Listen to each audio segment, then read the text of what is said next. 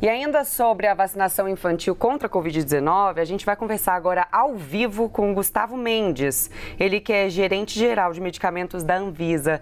Oi, Gustavo, excelente dia para você. Obrigada pela sua disponibilidade de conversar com a gente nessa manhã de domingo. Eu já quero começar pedindo para você explicar para a gente como é que foi o processo, como é que é a avaliação da Anvisa para aprovar a Coronavac para essa nova faixa etária. Como é que funciona esse processo e até para mostrar para os pais, né, como é que é feita essa avaliação da Anvisa. Ótimo dia para você. Bom dia, Tainá. Bom, esse foi um processo que foi bastante rigoroso e a gente vem acompanhando os dados desde março, quando teve esse pedido pelo Instituto Butantan. Se a gente lembrar um pouco o que aconteceu com a Coronavac, a história da vacinação em crianças, a gente lembra que o pedido, na verdade, é do ano passado. O Butantan tinha pedido para vacinar crianças de 3 anos a 17. Lá no meio do ano passado, a gente fez uma avaliação e viu que, devido à limitação dos dados, ainda não era possível ampliar para 3 a 5 anos. E aí, só depois que a gente recebeu essas informações, e não são poucos estudos, são vários estudos que têm sido conduzidos no Brasil e fora do Brasil, a gente fez uma avaliação para verificar, basicamente, se a vacina é segura. Então, a gente olhou todo o perfil de reação adversa para ver que todas as reações são leves, são reações controláveis, e também o quanto tinha de eficácia, principalmente na prevenção de hospitalização. E a gente viu que tem um perfil bastante positivo, e é por isso que a gente recomendou, dizendo que os benefícios superam os riscos. Gustavo, tá sumido da nossa telinha, hein? Tá bom de voltar mais. Bom dia para você. E, Gustavo, uma dúvida dos pais é porque na Pfizer, quando tem a vacina para criança a partir de 5 anos, o frasco é diferente, como vocês bem orientaram naquela época. Na Coronavac, não. Por que essa diferença? Bom dia, Daniel. Só chamar que eu venho, hein? Então, olha só, a diferença é que na Pfizer a formulação e a dosagem é menor. Então, por isso que a gente fez esse esquema de ter cores diferentes, até para que os pais e os profissionais que vão aplicar essa vacina, na hora de fazer essa aplicação, já rapidamente identificar. No caso da Coronavac, não precisou, porque tanto a dosagem quanto o esquema vacinal é o mesmo, de 3 até os adultos. Então, por isso que a gente entendeu que não precisava ter uma cor diferente, basta a criança chegar tendo essa idade, a partir de 3 anos, que ela vai ser vacinada da mesma forma. Gustavo, eu queria que você explicasse para os pais por que é importante vacinar essa faixa etária e o que dizem os estudos. Bom, nós percebemos que no contexto que a gente está vivendo hoje, a quantidade de casos graves e até mortes na faixa etária de 3 anos acima ainda é muito significativa. E a gente tem que lembrar que a Covid-19 é uma doença prevenível. Então, se existe uma opção que traz um perfil de segurança adequado, e os dados mostraram bem isso, mostraram que as reações são reações que são rapidamente manejáveis. Quando tem, e é um percentual pequeno, a gente viu que é febre, dor no braço, mal-estar, e que dura no máximo um dia, com medicamentos que podem ser tratados com medicamentos simples.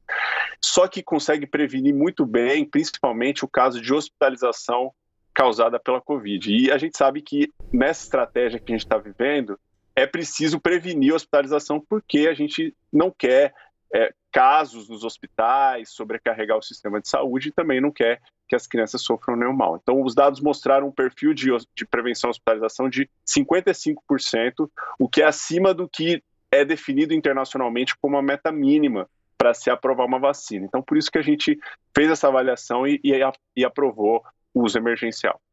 Gustavo, em alguns países, os bebês a partir dos 6 meses já estão sendo vacinados. Como que está essa etapa aqui no Brasil? As duas vacinas que têm dados para crianças acima de 6 meses são a vacina da Pfizer e a Moderna. A vacina da Pfizer, a Pfizer propriamente dita, né, que é a empresa, ela não apresentou ainda para a gente esses dados, não fez o pedido. E a gente está em conversa com a Pfizer, a gente já teve várias reuniões com eles para explicar e para verificar se existe alguma dúvida, mas é uma estratégia da empresa, o momento em que ela vai submeter, isso tem a ver com a disponibilização de doses, tem a ver com estratégias que a Anvisa não controla. Então, a Pfizer não tem não pediu até o momento, e a Moderna, da mesma forma, a gente já se reuniu, já fez algumas conversas, mas ainda não submeteu esses dados para que a gente possa fazer a avaliação. Lembrando que não dá para a gente aprovar com base no que foi aprovado, por exemplo, em outro país.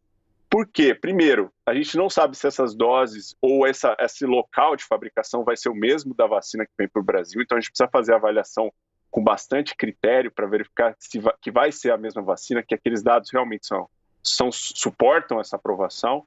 E também porque a gente não sabe qual vai ser a estratégia da empresa, se ela vai disponibilizar mesmo para o país ou não. Então, por isso que a gente está aguardando, a gente tem se colocado à disposição e a gente espera que eles submetam quanto antes, porque é uma faixa que também vai se beneficiar da vacinação. Então, por isso que a gente está com bastante expectativa.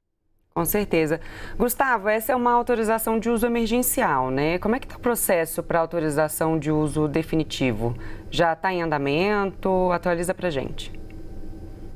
O Instituto Butantan entrou com pedido esse mês para o registro definitivo. A gente já mobilizou a equipe para fazer essa avaliação. Lembrando que a diferença do uso emergencial, que leva em conta o contexto, por exemplo, da falta de vacina ou da situação mesmo do contexto epidemiológico da doença, no registro a gente faz uma avaliação que é pormenorizada. A gente faz uma avaliação que é mais lenta, a gente tem um prazo de 60 dias para avaliar, e nessa avaliação pormenorizada a gente quer ter acesso a todos e cada detalhe da fabricação e dos estudos que foram conduzidos. Não que o critério seja diferente, o critério é o mesmo, mas nessa completude de informações a gente leva mais tempo e é por isso que a gente tem esses 60 dias aí para avaliar. Já recebemos esse pedido e agora a gente acredita que aí até agosto, setembro, começo de setembro, a gente deve ter uma manifestação sobre isso. Gustavo, quais são as reações que os pais podem ver nas crianças depois da vacina? É igual para adulto? No caso da Coronavac foi o que a gente viu, reações leves, que são mal-estar, fadiga, febre baixa, e nos piores casos, e a gente viu que tem um perfil bastante seguro. Então, esses são os casos mais comuns. É claro que se a criança tiver alguma condição específica, uma doença crônica, algo que já demanda o acompanhamento médico, é preciso sempre fazer essa avaliação individual para saber se tem alguma predisposição ali.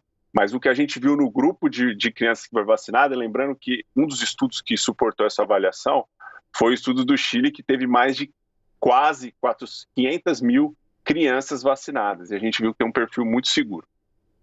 Gustavo, a dosagem é diferente nesse público, né? Tem algo que os pais precisam estar atentos na hora da aplicação? Coronavac é a mesma, né? Coronavac a gente manteve a mesma dose. Então, assim, na verdade, a preocupação dos pais é saber que realmente está aplicando Coronavac, né? Porque é a única que está aprovada nesse momento para essa população. E a gente já viu alguns casos de erro de vacinação, então é por isso que os pais precisam ficar atentos, sim, porque a gente sabe que pode acontecer e ninguém está sujeito a não errar. Então, os pais têm que ficar atentos se está aplicando Coronavac, mas vai ser a mesma dosagem, o mesmo esquema. Então, nesse caso, não vai ter nenhuma diferença. Gustavo, hoje olhando num trabalho incrível que a Anvisa fez nesse momento de pandemia, como que você avalia o Brasil hoje no quesito vacinação? Agora que a gente está num momento mais flexível assim, da pandemia, como que você avalia a importância que foi esse trabalho da Anvisa e agora a conscientização das pessoas que, de fato, hoje elas olham para trás e falam que a vacina realmente era necessária? Pois é, a gente vê o quanto que já mudou o cenário quando a gente compara com 2020 e 2021, né? E o quanto que as vacinas ajudaram a mudar esse perfil epidemiológico da doença. Então, eu particularmente, fazendo uma avaliação sobre o trabalho da Anvisa, eu vejo o quanto foi importante a agência reguladora ter se modernizado em vários aspectos. Acho que todos nós aprendemos a lidar com ferramentas digitais, a fazer reuniões online, né, entrevistas online agora também. Então, isso ajudou a agilizar uma série de processos.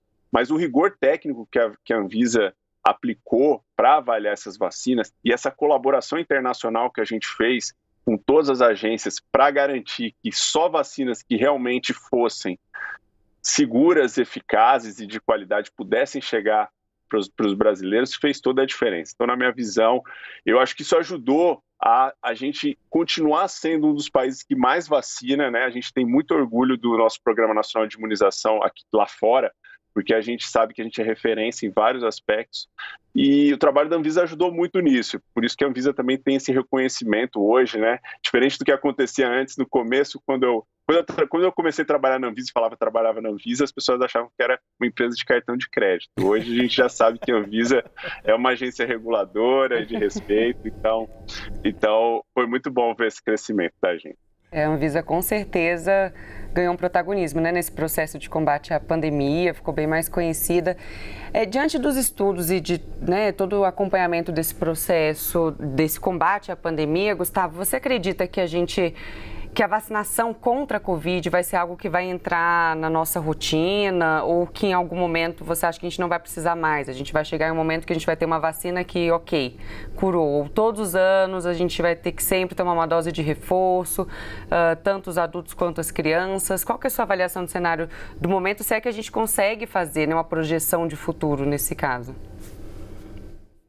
São essas discussões que a gente tem no momento agora, Tainá, que são duas questões, basicamente. Primeira, né, a atualização das vacinas, como vai ser esse movimento, se a gente precisa atualizar, se a gente muda as vacinas que existem ou a gente inclui, por exemplo, novas versões, tornando a vacina multivalente, como a gente chama, né, bivalente, tetravalente, dependendo de variantes que possam ser de preocupação maior. Essa é a primeira pergunta que a gente está fazendo internacionalmente, frente aos dados que a gente tem observado e que a gente ainda não tem uma resposta, porque a gente tem acompanhado essas variantes de preocupação, a gente tem acompanhado o grau de letalidade, o grau de gravidade que elas trazem, e é isso que vai fazer a diferença para tornar ou não essa doença como uma doença endêmica, né? Mas se a gente fizer um paralelo com a gripe, a gente vê que a gente toma todo ano vacina da gripe, porque todo ano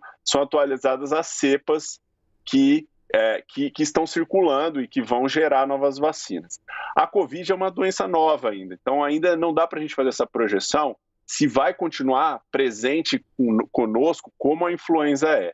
E é isso que vai fazer a diferença, se a gente vai ter que tomar todo ano, se vai entrar num calendário permanente ou não. Então, é muito cedo para a gente ter essa resposta, mas a gente está acompanhando os dados com as agências reguladoras internacionais para chegar a essa conclusão. A expectativa, o que eu espero, é que esse vírus suma e que a gente não precise ficar tomando vacinas o tempo todo e que as vacinas que a gente já tomou ajudem nesse. Dedos cruzados para isso. Gustavo, sempre um prazer conversar com você aqui na CNN, viu? Muito obrigado pela entrevista nesse domingo. Eu que agradeço. Bom domingo aí para vocês.